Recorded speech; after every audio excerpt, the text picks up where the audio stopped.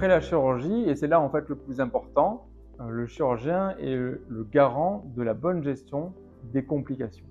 La chirurgie du pancréas est une chirurgie majeure et les suites opératoires, c'est jamais un long fleuve tranquille. Dans plus de la moitié des cas, la chirurgie risque de se compliquer en post-opératoire et la principale complication, c'est la fistule pancréatique. La fistule pancréatique, c'est qu'il y a du liquide pancréatique qui vient se déverser dans le ventre. Le liquide pancréatique, c'est comme du desktop, ça va venir ronger tout ce qu'il y a autour et ça peut provoquer une septicémie, une hémorragie ou un décès.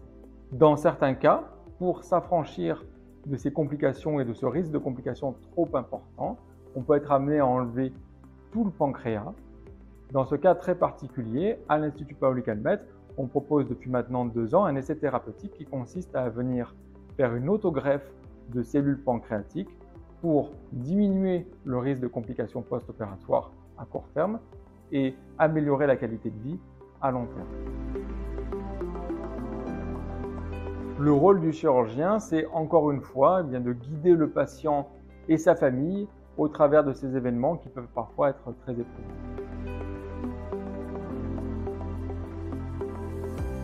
Plus que le chirurgien lui-même, c'est surtout l'équipe chirurgicale et le lieu de prise en charge qui sont importants. L'équipe chirurgicale elle doit être composée de plusieurs chirurgiens experts en chirurgie pancréatique. On ne peut pas le faire tout seul dans son hôpital. Et l'autre point crucial, c'est le lieu de la chirurgie pancréatique, le lieu où on va se faire opérer. C'est important que ça soit réalisé dans ce qu'on appelle maintenant un centre d'excellence.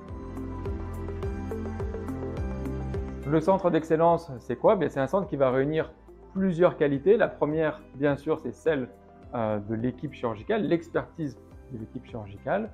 Il y a ensuite le plateau technique adéquat. Il y a les équipes entraînées pour la gestion des complications, que ce soit les anesthésistes, les réanimateurs, les infirmières. Il y a également la nécessité d'une évaluation des résultats quasi quotidienne par la collecte des données périopératoires et leur analyse.